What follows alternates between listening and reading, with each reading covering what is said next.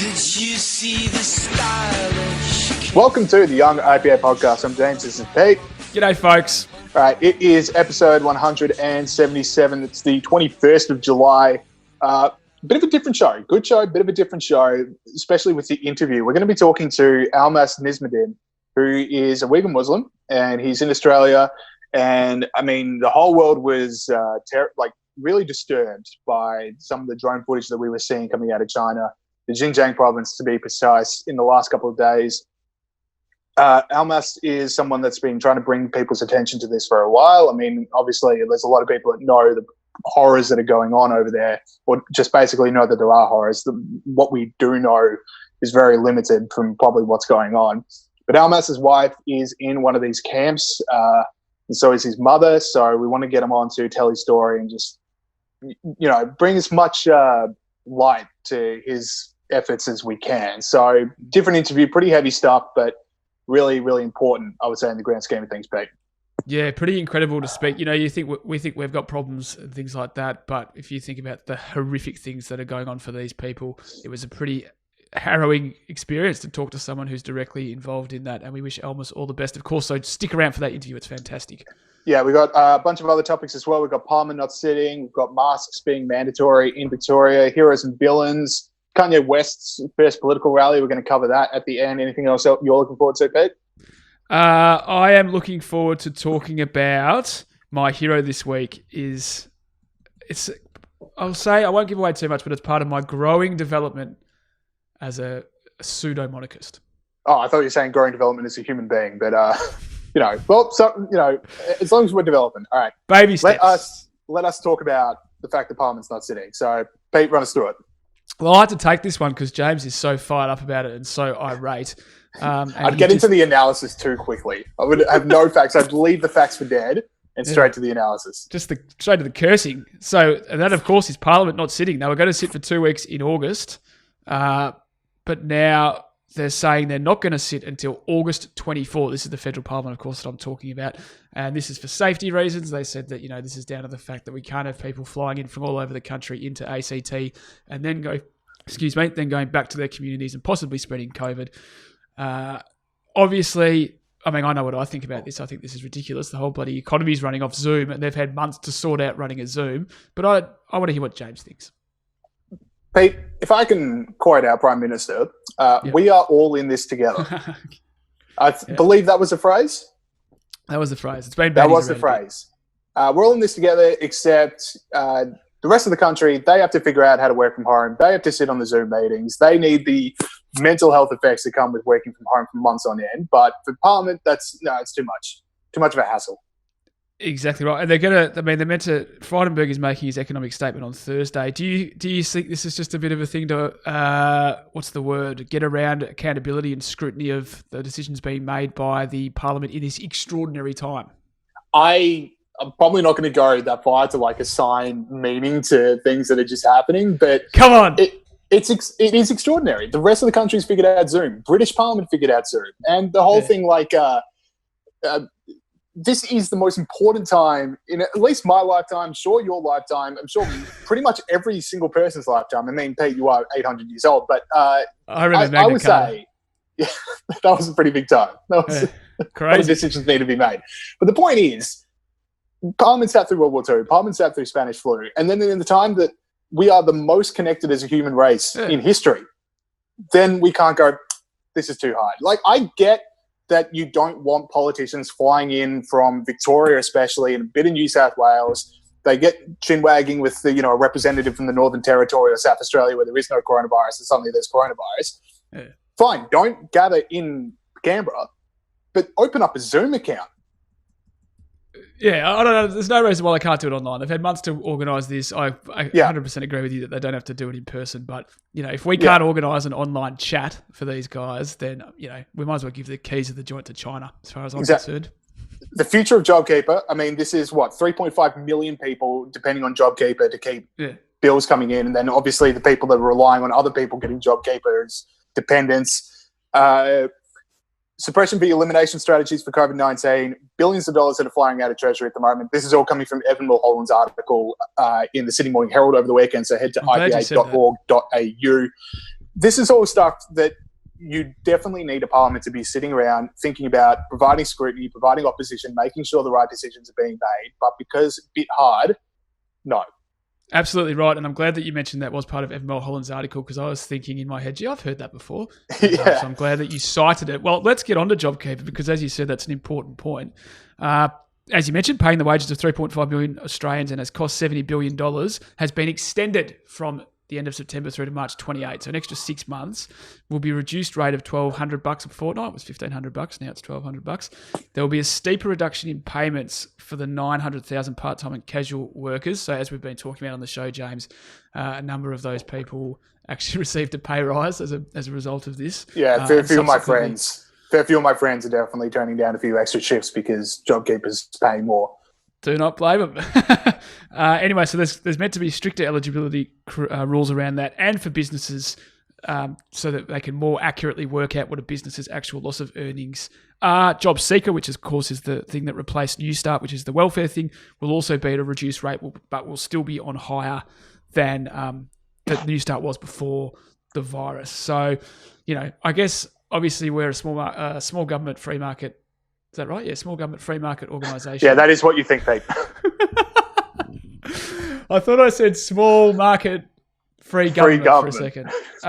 So you guys know what I mean. So obviously, we're not big on government spending, but if you're going to ban businesses from opening, it is appropriate that you compensate them. I think it's good that it's more targeted, because that was an issue I had last time.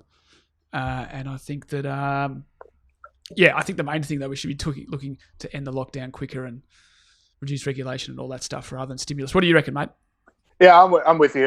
JobKeeper just seemed to be the fair thing to do. If the government forces businesses to shut down for no fault of the business's own, then the government should at least provide some financial incentive. And now that Victoria is still locking down, New South Wales looks like it's going to go the same way. Oh no, the New South Wales has said when ruling out locking down, which is good on Gladys Berejiklian. But at least in Victoria, there's still a lot of people that definitely need it because they literally are banned from going to work. So good for you raising that. I'm still fired up about the parliaments, and I've still got a few more things to say. Sorry. I want to give, and street cred being received to me here, but hats off to Adam Bandt, because Adam Bandt seems to be the one politician really flying the flag publicly, saying the parliament should still be sitting. He says, it seems 2020 is a year of online meetings, of working remotely for everyone except parliamentarians. It is not beyond our wit to work out how to meet in a manner that complies with health requirements. Thank you, Adam Bandt. Thank you, the Greens. And also the signal it sends. So Scott Morrison saying we need to stop trying to eliminate coronavirus. We need to instead learn to deal with this thing. And then for the signal it to send, for the government to then say, okay, but we're shutting down. How do other businesses and how do other state governments then get the idea that they should be getting people back to work if the federal government's not doing it themselves? They need to walk the walk. I think you didn't want to point the finger. I reckon it's a little bit of it's just so much easier without all these other knuckleheads here disagreeing with us. Let's just I'm not saying that's not a factor, because oppositions kind of suck when you're in government because they get in the way. That's right. And good on Adam Bandt, Who says we play the man on this show? No, never. We gave him a cook last week for that allegedly fake letter. But he's right. It definitely happened, mate. It hit him square in the noggin from 15 floors up, and it was perfect. It was the greatest thing ever. No, of course. Oh, sorry, go on. No, I was just going to make more jokes about it, but then the moment kind of passed, and I was going back to the well too often. That's all right. I don't mind that.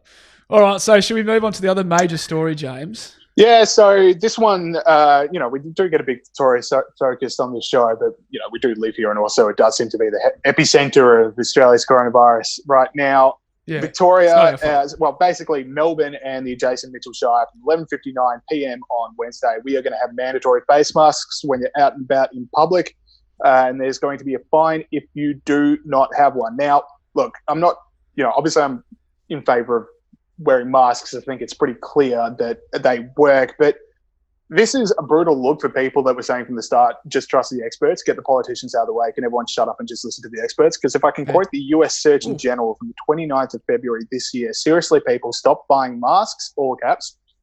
They are not also in caps, effective in preventing general public from catching coronavirus. Sorry, I've clicked down. Unfortunately, not preventing general public from catching coronavirus, but if healthcare providers can't get to them to care for sick patients, it puts them and our communities at risk. So that is the US Surgeon General telling people to not buy masks in February. Now, again, we should be wearing masks, but I would like a little bit more, okay, we stuffed up from the health community. A bit more like, all right, look, what we said was wrong, but trust us this time, which is hard, but that is what's happening.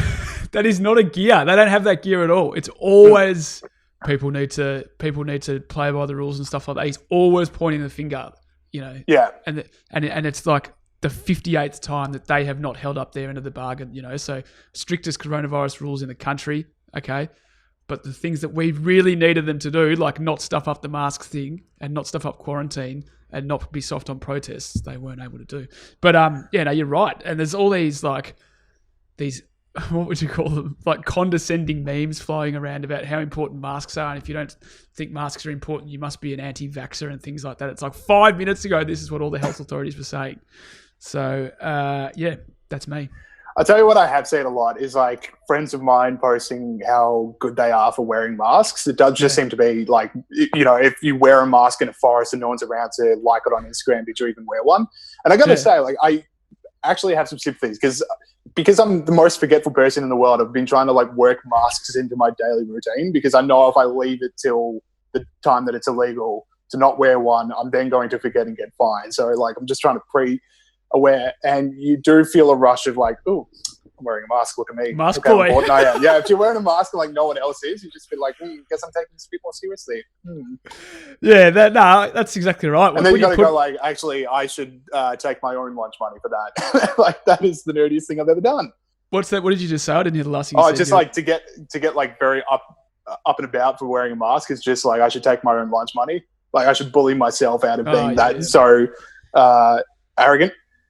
I always sort of feel like I'm in like ER or one of those, what's that other show? Grey's Anatomy, like I've got House. my mask on, I'm really important. Yeah, House. Yeah, I'm the lovable renegade in House. And no, but I started wearing one. Like everyone wears one. Like last week, everyone was wearing one. And I don't mind them making it compulsory. I'd rather them make the mask compulsory and reduce some of the lockdown stuff, So, it does seem to be that we went masks over stage 4, which I didn't even know what stage 4 was, but I just knew it was going to be scary. But like, you can't keep people at home forever. So at least if they're going to go out and about, they should wear a mask. That's exactly right. Right. And that's really all I've got for that. And also just state coercion over masks is scary because, I mean, they originally said they're not going to fine the Black Lives Matter protesters because that wasn't just feasible to fine 10,000 people when they gather, but apparently it's feasible to fine people all around all around Melbourne for not wearing masks. I think you're going to see some pretty ugly scenes of people just, we've only been given 2 days to find a mask, and there's already limits on panic buying masks. I mean, there are people that aren't financially able to afford masks. What happens to them? Do they get fined $200? Yeah, and there's also people that just don't watch the news and don't care and maybe a bit old, maybe don't know English not a first language, stuff like that. So it does have the capacity for vulnerable people to cop it. I noticed that one of the exemptions struck me as a bit odd. So obviously if you're a kid, you don't have to wear one. If you've got a health condition, you don't have to wear one. But if you're running, you also don't have to wear one. Now, surely when you're wheezing along the footpath, blowing and huffing and puffing, and you're not spitting, but, you might be accidentally spitting and you're sharing a path with someone coming the other way, surely that's just as dangerous as bloody walking. In fact, more dangerous than walking. Why is that exempted? I think, because one of my friends is a runner and she was raising that it would just genuinely get extremely hard to breathe and you might have a few like asthmatic incidences, which I kind of get, but I'm just trying to explain it. So you rolled your eyes. I didn't roll my eyes. You rolled your eyes a little. Don't explain it. You just wanted to go, yeah, that's right. Nah, but I mean, look, there's a million circumstances where lockdown and measures are bad for people. It's just odd that they've chosen this one. It's clearly just because this one doesn't sell politically because you basically can't run then.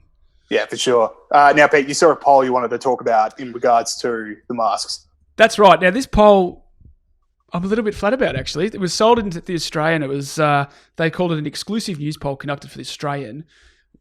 And they sold it as this massive collapse in Daniel Andrews' support. I don't think it's as big as they're saying it is. It said, what did they say? Unprecedented universal support for state and Labor coalition premiers throughout the crisis has turned into a partisan electoral assault on Andrews. So, all the other states, that whatever the leader is, they have a high amount of approval amongst coalition and Labor voters, irrespective of what party they're in. So, pandemic really good for the pollies. Now, the approval I think ratings, people rally around the leader in times of crisis. Like you think like patriotism after 9/11 and stuff like that. Yeah. Natural disasters, terrorist attacks, pandemics. Anyway, so the approval ratings for Daniel Andrews was 57%. That is a 10-point fall since 3 weeks ago and an 18-point fall since April. There was an 11-point drop to 61% in those claiming to be satisfied with his management of the pandemic. And the Australians are like, gee, that's a massive collapse in his support. Who are these 61% that thinks he's handled the pandemic well? That's unbelievable. How is that not zero? What thing has he handled well about this pandemic? He's got every single thing wrong. 61%? I can't even answer that. I could answer the running one. I can't answer that one. It's a really high number, and I will refer to the fact people rally around leaders and they don't want to stand up. But yeah, 61 is extraordinary. And also, I think it might be comparing. It's like, oh, well, it could have been what happened in the US, but. Oh, that's right. Yeah, actually, that's not a bad point. Everyone thinks that it would have happened in whatever happened in America would have happened here if it wasn't for the great Daniel Andrews. Yes, the one man standing back. All right, let's move on to this is a bit of a somber one. So the whole world captivated this week by that drone footage, which is extraordinary that it got out of the Uighur Muslims being led into those trains. I mean, it's obviously so reminiscent of photos of people going into the concentration camps. And the world has always said, never again. This is our chance to stand up for that principle. I mean, this is something that's unfurling right in front of our eyes. Well, literally now. Like, we've seen the trains. We know what's sort of going on and all the stories. I mean, we're going to be talking to someone later in the show about that, but all the stories of forced sterilizations and brutal labor camps. So it's incredible that we have this footage, and it's so hard for governments to now ignore the fact that this footage exists. There's a very viral clip right now of the Chinese ambassador to Britain being quizzed on the Andrew Marr show on the BBC about the footage, and he's just got absolutely nothing. He just immediately launches into how beautiful the province is and just completely ignoring the fact that he's being presented with this video. So it's I don't know. It's really horrific footage, really emotional stuff, but it's good to see the world really stand up this time. Yeah, exactly right. So just for those that don't know, the Uyghurs are a Turkic-speaking minority ethnic group living in Xinjiang province in China. The UN estimates there's between 1 and 1.5 million of them incarcerated at the moment. And what this is part of the CCP's policy of Sinicization. I hope I've pronounced that correctly. So the main ethnic group in China is the Han Chinese people, which is like 93% of the Chinese population. And they're trying to make the other ethnic groups be more like them and be more culturally influenced by them. And of course, China's a very multicultural country. And Uyghurs are a Muslim group, and they've been prevented from praying and having beards, and their mosques have been bulldozed and stuff like that. So in case you've never heard of this before, that's some of the stuff that's been going on like that. And we'll speak to Almas later a little bit about some of the stuff that's happened to him. So, but what do you do about it? That's the question. And I think sometimes it's really hard, with stuff like this going on in other countries, particularly a country that's really powerful like China. It's like, what can you actually do about it? Now, what Majid Nawaz has done, and he's a pretty famous intellectual, which people might be familiar with. He's in the intellectual dark web. He actually used to be a radical Islamist, by the way, which is a very interesting story. You should read about that if you haven't already. He went on a hunger strike and said he wants the UK government to have a debate about the situation in China with the Uyghurs and start to target members of the Chinese regime who are, violating human rights of Uyghur people. And to do that, he needed 100,000 signatures, which he's got. So he's now off the hunger strike, which is good.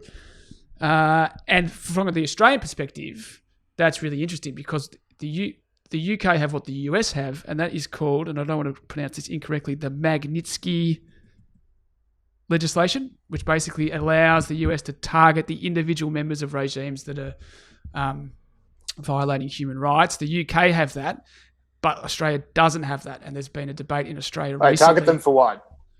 So freeze their assets. Right. It's just like kill them. I was like, oh, Jesus.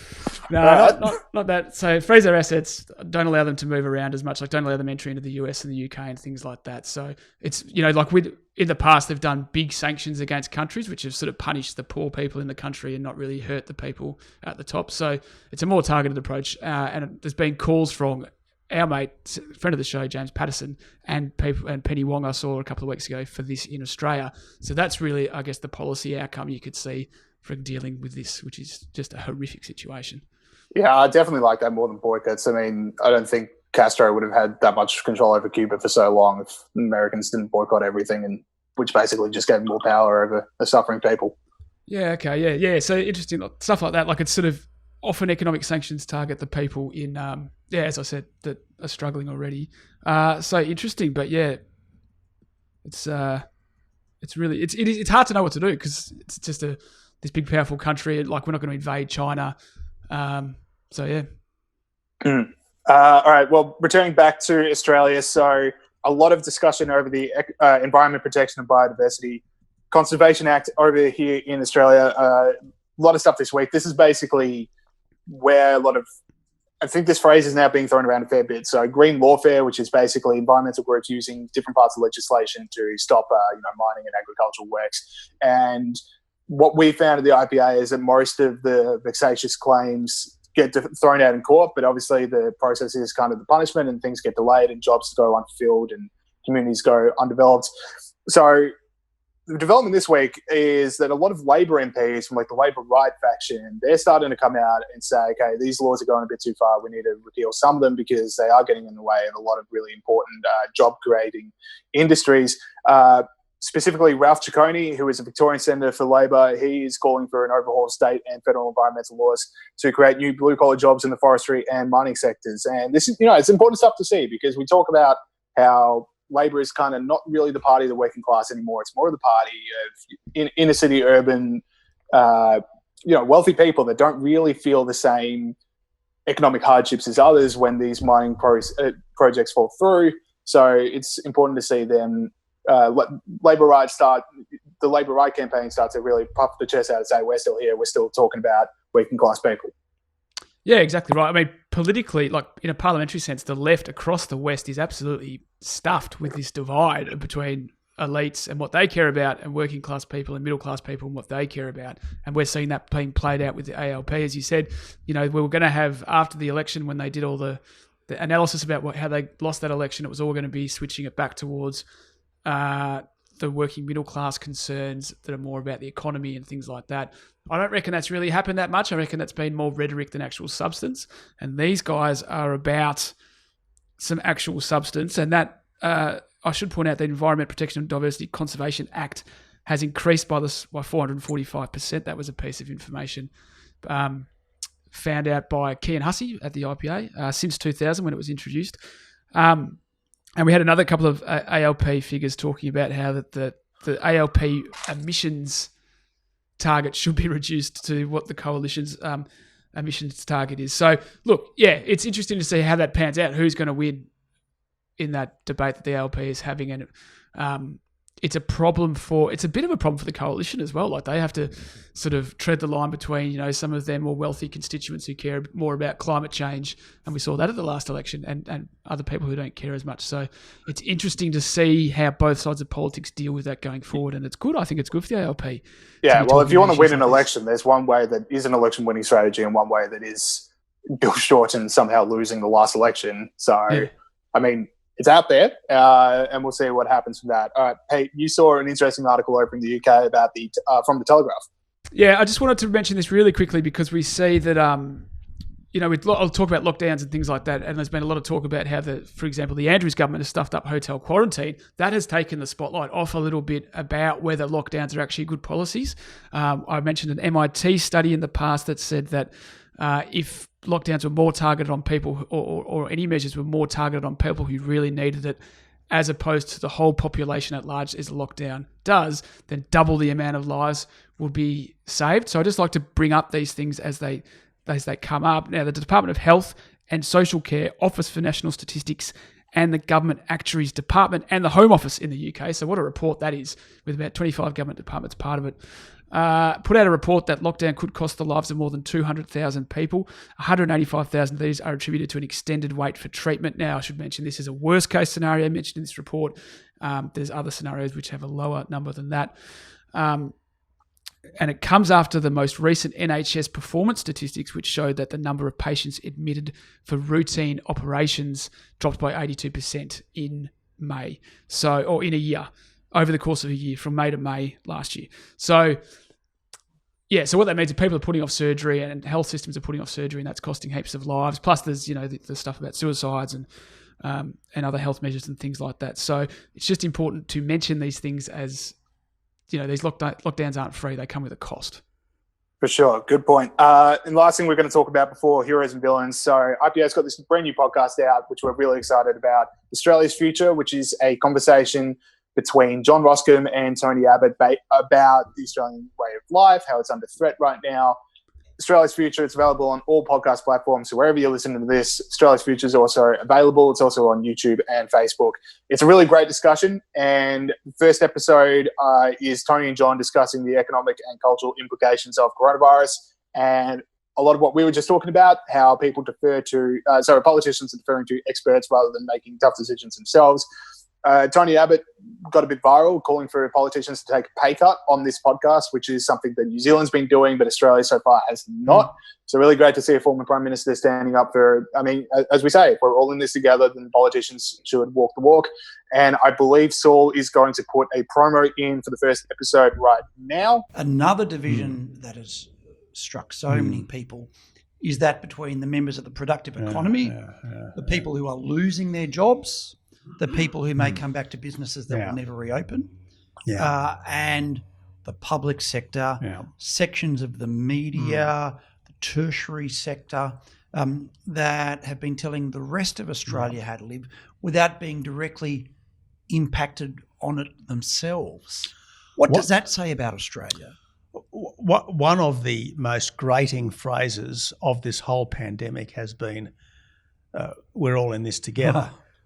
Because frankly, we haven't been in it together. We have got a private sector calamity happening. And again, much as I respect the professionalism of the public service, no public servant has lost his or her job. No public servant has had his or her pay cut. In fact, in some states, their pay has been dramatically increased. In Victoria, I think politicians' pay has gone up. That's right. While there's been this massive job shedding in the private sector, and the people who've still got jobs have in many instances had a 20% pay cut. So look, let's not please repeat this grating phrase that we're all in this together, because what we are seeing out there at the moment is a calamity for the private sector. So like I said, it's all available wherever you get your podcast, wherever you're listening to this right now. You can also listen to Australia's Future, so check it out.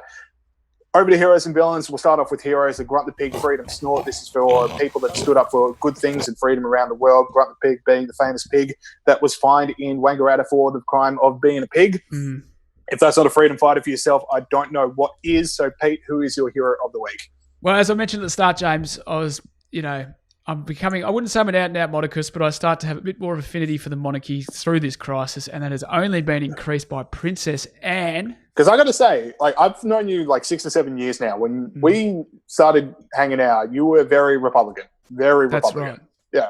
Well, I just thought it was stupid, but now I get it. So, when the Queen made that speech about how, we'll meet again. Yeah, that's right. That she's only given 4 speeches. That was it's good to have this figure that's above politics that, knows what it was like back then and is able to give the country continuity and a sense of itself. And also, I'm still a Republican. I think that's shame worn. What's that, sorry? I'm still a Republican, so I say we can make that shame worn.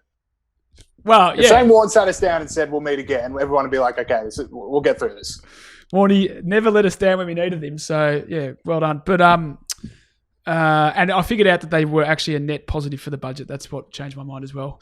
Okay, anyway, Princess Anne's 70th birthday next month, gave an interview to Women's Weekly in Australia, where it turns out she's really solid, unlike the rest of those royals who are horrendous politically, even though I thought they weren't meant to be political. It's okay for royals to be political if they agree with me, James. And Princess Anne says of GM crops, it's been an enormous advantage in many parts of the world. It makes it much more likely to be able to grow what you need, which is, of course, a direct contradiction to her brother, Prince Charles. She says of climate change, which has been, the Australian bushfires were linked by Prince Charles, Harry and William to climate change. She says, I don't even go down the climate change route. I think the way people manage the ground is part of the discussion. On veganism, she said, you can't have a world without livestock. I don't mind vegans, but Princess Anne is big on cows. Look, there's a few more here, but I might leave it at that. I checked with Morgan Begg, because I do my research, James, our resident royal watcher, and he said that she is 14th in line for the throne. So 14 people would have to die, or 13 people would have to die for her to get it. That sounds like you're planning something, which I'm uncomfortable with. I am absolutely not. It sounds like you've really got a checklist. I just thought, because I don't really understand how it works, but apparently, there's lots of people in front of her. But, for showing that all royals aren't, woke muppets, Princess Anne, you're my hero this week. Nah, decent. All right, mine is, so a few months ago, probably even a few weeks ago, but every week feels like 5 months. But a few weeks / months / previous episodes ago, we were talking about how the New York Times had basically a coup, and a whole bunch of writers were saying that running an article by Senator Tom Cotton over the Black Lives Matter riots put Black New York Times writers in physical danger. None of them offered to resign because of the paper making life genuinely dangerous for their co-workers, which I found a bit interesting. And I thought that was a bit of a fake protest. So this is a real protest going down at the New York Times, because Bari Weiss, who was an opinion writer with the New York Times, has resigned from her post last week because of the woke takeover of the New York Times. And she did a really good resignation letter. She put it online. It was an open letter. And I'm going to read a little bit from it, so bear with me. But basically, here's the reason why she resigned. A new consensus has emerged in the press, but perhaps especially at this paper. The truth isn't a process of collective discovery, but an orthodoxy already known to enlightened few whose job it is to inform everyone else. Twitter is not on the masthead of the New York Times, but Twitter has become its ultimate editor. As the ethics and mores of that platform have become those of the paper itself has increasingly become a kind of performance space. Stories are chosen and told in a way to satisfy the narrowest of audiences rather than to allow a curious public to read about the world and then draw their own conclusions. I was always taught that journalists were charged with writing the rough first draft of history. Now the history itself is one more ephemeral. Now the history itself is one more ephemeral thing molded to fit the needs of the predetermined narrative. Anyway, my inability to pronounce a simple word aside, I think that's a really important point to be making. It's really good to see it being made at something as influential as the New York Times, and it's completely true. A lot of journalists now are only writing things for the Twitter retweets to make sure they're okay with the woke culture, and the rest of us don't get the facts and opinions that we should be hearing from. Exactly right. She's just a moderate centrist. She's not like a hardcore right winger.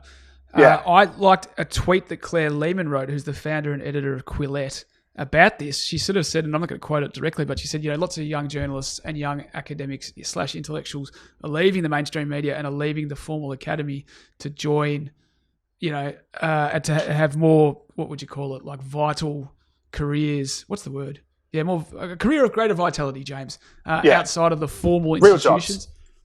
Nah, real jobs, but like intellectuals, but outside, like think tanks, like the IPA, stuff like that. Anyway, I thought it was a really positive take on it, and it's true. There's heaps of stuff that's not the mainstream media where you can learn about the world, like Quillette, like the IPA. So that was a positive spin on, and maybe the New York Times will just wither away. That would be huge. New York Times, done. Woke culture killed it. We'll check in next week. Shall we do some villains? Yeah, well, this is the Extinction Rebellion fake nudie run. As Extinction Rebellion protests enter their 6th day. So as we know, that was a fake nudie run to save the world, but they didn't actually get fully nude. So the villain, the anti-pig this week, James, who have you got? I got Kristina Keneally, who obviously people know as the former New South Wales Premier and now Senator. So Kristina Keneally is speaking at the Centre for Resilient and Inclusive Societies, which boy, oh boy, you'd have to pay me a fair bit of money to go to one of those panel sessions. Centre for Resilient and Inclusive Societies. But Don't you like resilience? I do like it, but if your place is called the Centre for Resilient and Inclusive Societies, I doubt you're either of those things. But anyway, so she's done the panel discussion, and I'll let her say what she says. So she goes, unfortunately, they're talking about, hate speech in society, right? So, and here's where Kristina Keneally decided to take things. Unfortunately, we have a long way to go on this in Australia. We haven't even had a serious national conversation about how the Christchurch shooter was radicalised and how much of that radicalisation occurred in Australia. That's her quote. I continue. It's not hard to see that some of Brendan Tarrant's ugly path was shaped by conversations and ideas in mainstream Australia, and no debate about hate crimes or their prevalence should ignore that. And she went to specifically mention an interview that Peter Dutton had with Ray Hadley, where Ray Hadley said that panic buying was committed by, quote, Toyota Heihachi vans and the like being driven by Asians, chock-a-block full of toilet paper. And Peter Dutton didn't say anything to outwardly reject what he just said. Now, a lot to say here. First off, not that this is the point, but it does need to be raised. Brendan Tarrant was not radicalised in Australia, he was radicalised in Europe. So the idea that this radicalisation occurred in Australia is simply incorrect. But, I mean, we talk about the disconnect between elites and mainstream society. Now, what is more of a disconnect? And Kristina Keneally thinking everyone outside of the Canberra bubble or the nice Sydney bubble where she comes from is a racist waiting to be. And they're on the, they're speaking in a way that lets the next Brendan Tarrant sit there going like, oh, okay, this is mainstream. This is mainstream right now, what's happening. And then the second thing, like Kristina Keneally, former Premier of New South Wales and now a Senator. I would say that she is representative of the Australian mainstream in a sense. So how does she come to terms with the fact that she is just as mainstream as the ideas that she says are mainstream? It's just second nature for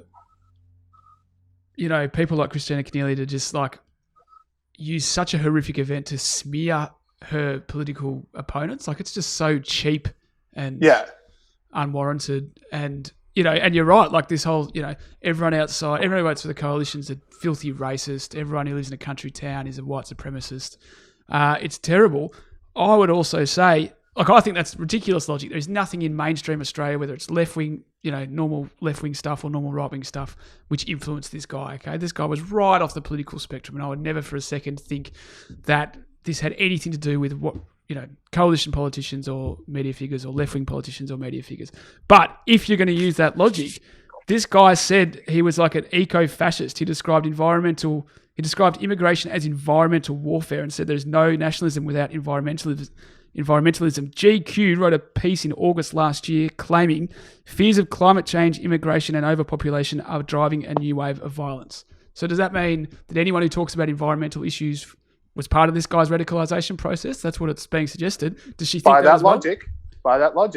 And then to the Ray Hadley and Peter Dutton thing. Now, look, that quote by Ray Hadley is, objectionable. And I'd like to think if he said it, I'd be like, well, come on, like it's not all one type of people. But to say that is like arming Ray Hadley's listeners to go, you're right, I know what I'm going to do about it. Like that is just completely illogical and mean-spirited and wrong.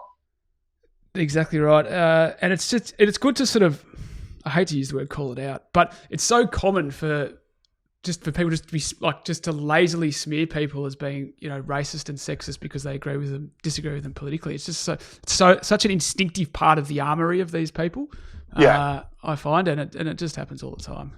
And I think if you've got to create a society where people's whole lives are ruined by a moment of sexism or a moment of racism or whatever, you can't just throw the slurs around without any backing. You've got to have like which mainstream ideas? Like what's she talking about? Anyway, that really annoyed me. Based on what you just said, I've got a book I'm going to lend you when coronavirus is over in 2027. Now, your villain, Pete. Yes, mate. So I've got to scroll up. It is Queensland government banning plastic straws. That's it. Now, I know everyone's worried about the future at the moment. I know that there's a lot going on.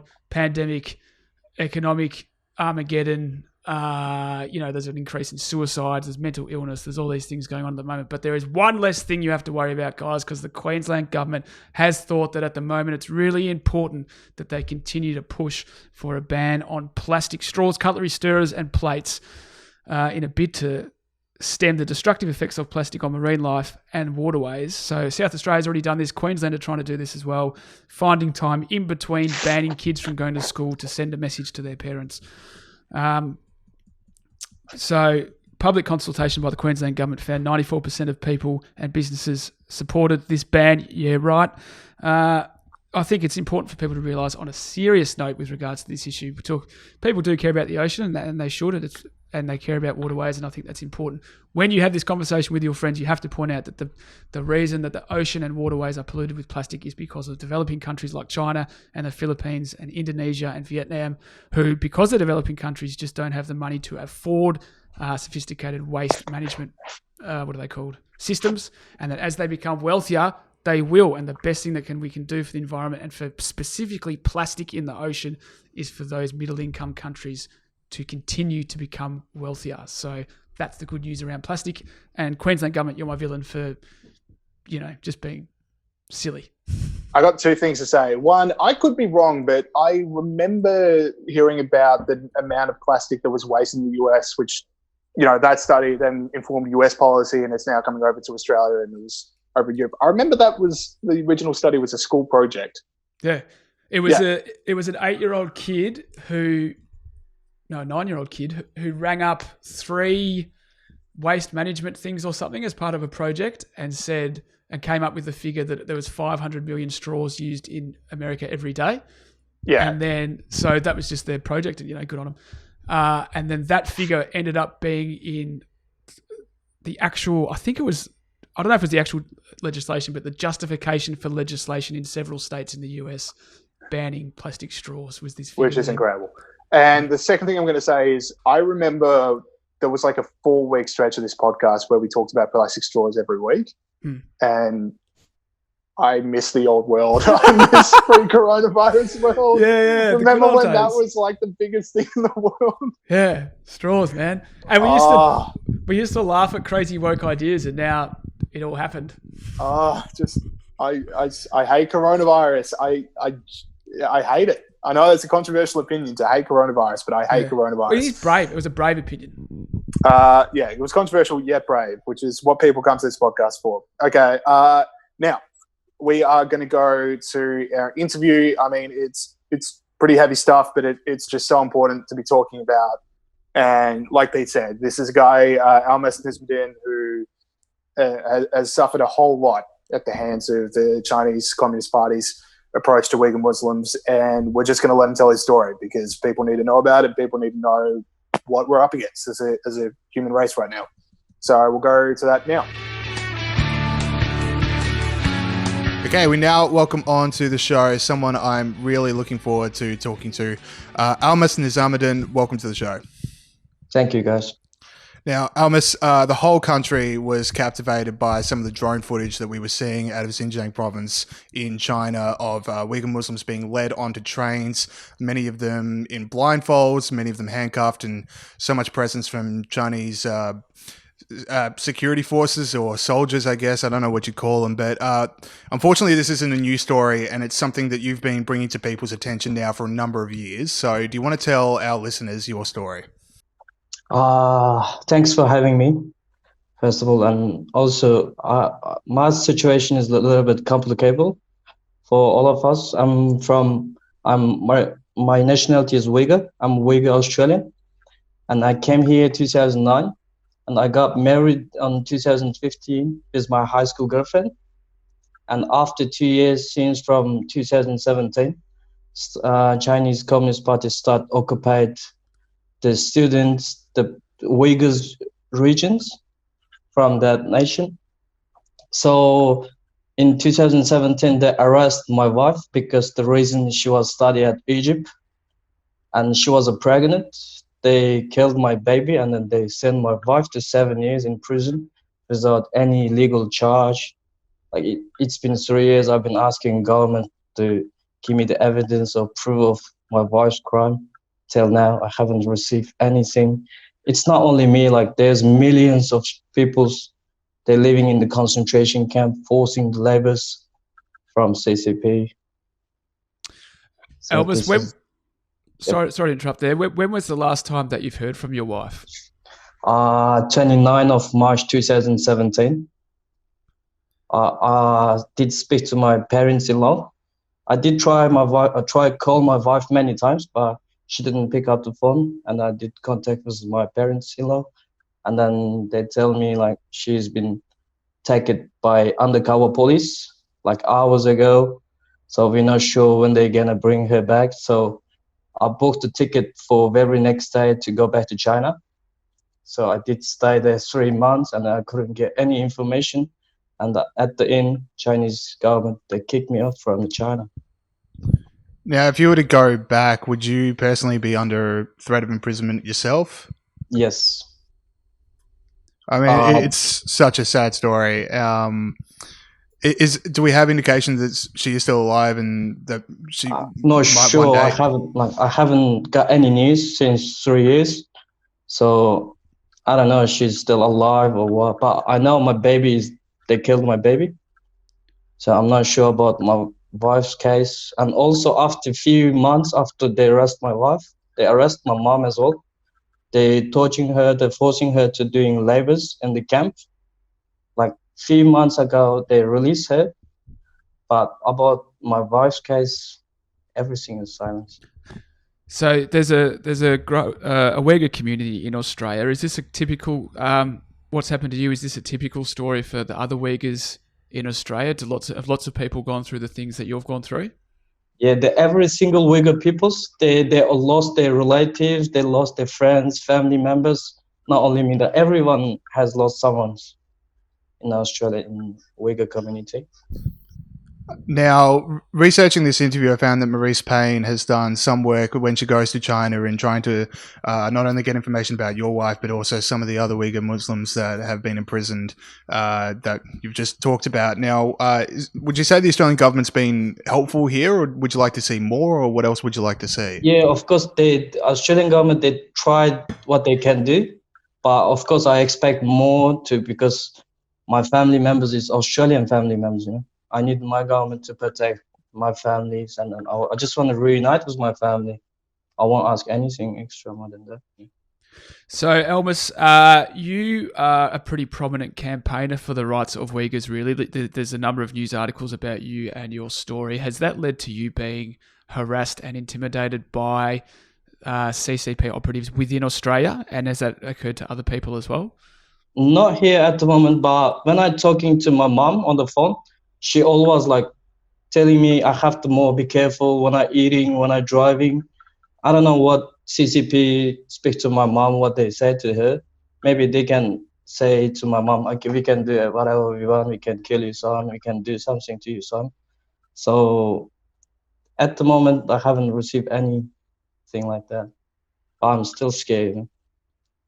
Almas, communism and socialism seem to have really come back into popularity over the last couple of years, especially among young people. And China being the world's most prominent communist country right now, what would you say to people who are thinking that these are the kind of government structures that they want to go and pursue?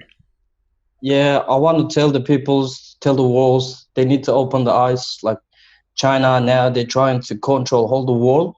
Not only in Xinjiang or the Central Asia area, even they want to take Australia, they need the land. That's what they do to us, you know. Like 70 years ago, they come to our country, they occupied us. They exactly want to do to the world. They want to control the world. That's what I want to say to the government, the government, to the world. They need to stand up for the justice, human rights. Otherwise, like happen to us now, it will happen to you all maybe soon. So we need to be more careful. Almas, so a lot of people listening to this will want to help you and get involved in efforts to help your family and other people that are dealing with the same kind of thing that you're dealing with around the world. What organisations can help? What can ordinary people do to assist you and other people like you? I'm not really sure, but I also asked the government to support me, and also US placed the sanction and restriction on the Chinese Communist Party's members over the abuse to the Uyghurs. So I wish Australian government could do its part in the best way to stop genocide from the Uyghurs. And maybe if there's a chance, please, everyone have to do boycott China, made in China. So maybe they will help us. Yeah, I was going to ask you about that. So that we spoke about that earlier on the show, the Magnitsky, the framework that the United States have worked and the UK have worked. Australia doesn't have one at the moment, but there are pushes on both sides of politics for that kind of rule to be implemented. Would that be something that would lift your spirits and lift the spirits of the community in Australia? Yeah, maybe a little bit. It's part of the best. Stop the genocide from the Chinese government. It will help a lot for us, maybe, I think. Brilliant. Yeah. Almas, thank you so much for joining us on this show. I mean, the whole world, after the Holocaust, said never again. And I think this is our generation's time to stand up. Again. It is happening again. This is our time to stand up and put pressure on governments to get it to stop because, it's just really sad footage. And obviously yours is such a sad story. And we really appreciate you joining us on the show today. Yeah. Also, I lost my homeland. I don't want to lose my second country, This is a beautiful place for me. I want to stay with my family in this place, but I don't want to lose it anymore. I can't lose it. Thank you so much for your time. Thank you, guys. Thank you so much. Appreciate it. Okay, thank you to Almas Nizamidin for that interview. Bit of a mood switch right now because we are going to be talking about some funny stories. So, it's going to be a weird transition, but it'll be good, trust me, because we've got Pete's Not Fine.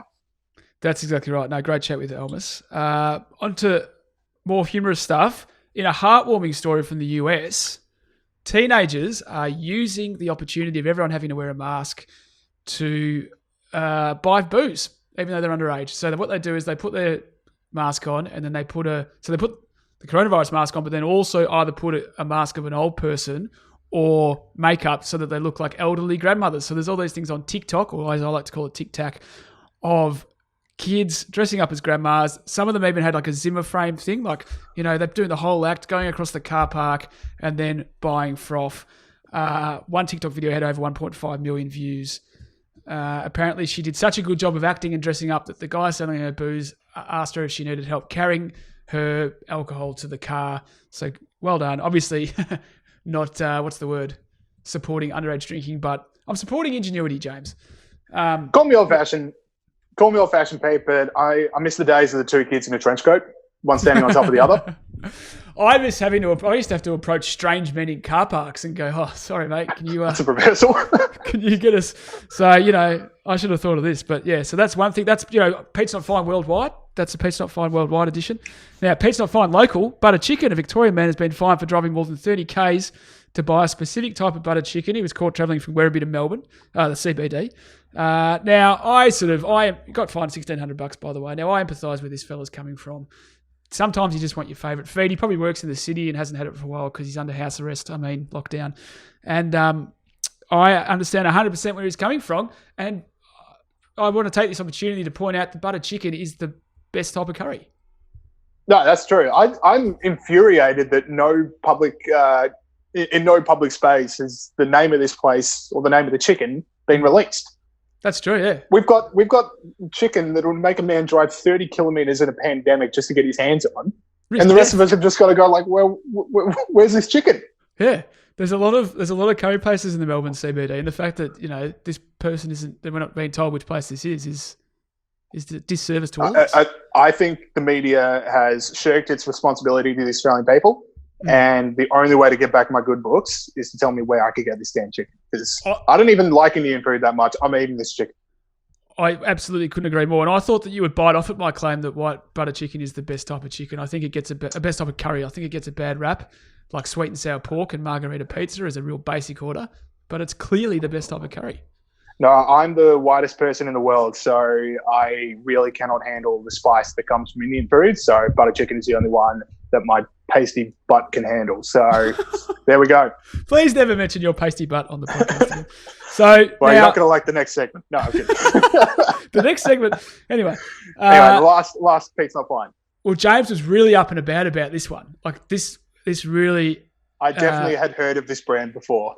And Lorna Jane Activewear is a favourite of James. They've been fined almost $40,000 for trying to sell clothes and implying that it could protect people against coronavirus. Now, the argument that they made was that their gear has this special kind of, what would be the word they use? They call it a shield.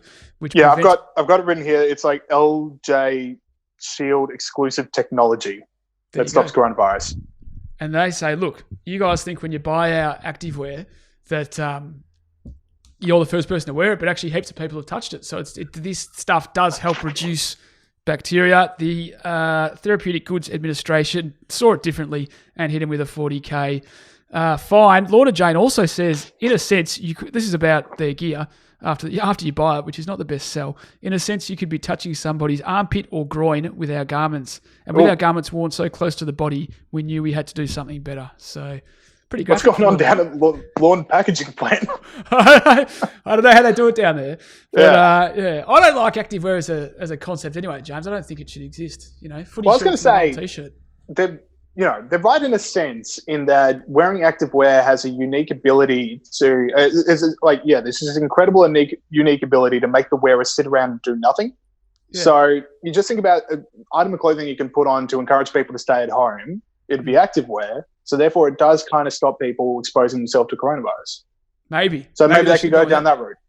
They probably should have. If they can appeal, which I'm not familiar with the process at the Therapeutic Goods Administration, maybe they if they want me to handle their legal case, I charge an exorbitant fee. But, I'm available. Next story we got is Kanye West. We talked about his presidential run, which I'm happy about because it means that Kanye's got an album coming out in, I'm going to say, 3 weeks' time. Okay. I'm just going to rough guess 3 weeks' time he's going to channel all of his thoughts into the release of a new album and a band and everything. But he did have a rally. It was weird. He was in a bulletproof vest for some reason, and he talked about a lot of things, some funny, some genuinely sad, and I don't really want to make fun of him too much about this, but I do want to point out one thing he did say, which was everybody who has a baby gets $1 million. Mm. Your thoughts? Well, look, people laugh about this, but as I've mentioned a couple of times, my brother and his wife just had a baby, and the government just gives people who have babies vouchers for heaps of stuff, or like a little care package, just for no reason. So we already sort of technically do it, not $1 million to be fair, but we already sort of technically do that. I think this thing, people are like, oh, Kanye went nuts at this speech, cry for help. I don't know about that. I reckon Kanye's fine. I reckon he's trolling all of you. Well, I still think this is an album launch, but yeah. And if Joe Biden is concerned about the Kanye West stealing his votes, just say 2 million and just take away Kanye's best bet. I didn't ask you what you thought about the $1 million package for people having a baby. I already said my bit, so yeah, I reckon we just move on. It wasn't that good. I thought you just asked me. Yeah. Well, that was part of his pitch to avoid abortions. He said he's not going to rule out abortions, but he might give people who want to have an abortion $1 million to not have one. That was I was dancing around that, but thank you for saying it out loud. So I'm going to move on to the next one. All right, so US Fish and Wildlife decided to get in on woke culture this week with some pretty hilarious responses. So they tweeted out to kick off Latino Conservation Week. We want to help clarify the term Latinx. This is a gender-neutral alternative to Latino, Latina, and even Latin at. I don't know what the Latin at symbol is either.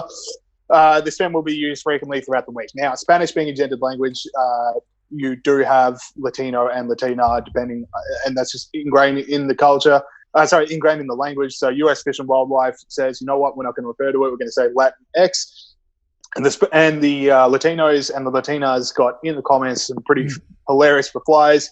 My favorite one was just great. Now the gringos want to teach us how to speak Spanish correctly, which I love. You go all in, like everyone's going to love this. We're woke, we're hip, we're cool. No. It was the so very delicious. People you were trying to please. No. Yeah, there was hundreds of them, and it was just so delicious to watch this kind of, this pantomime unfold. My favorite was Latinx is about as culturally representative of true Latin Americans as Taco Bell. Can we not?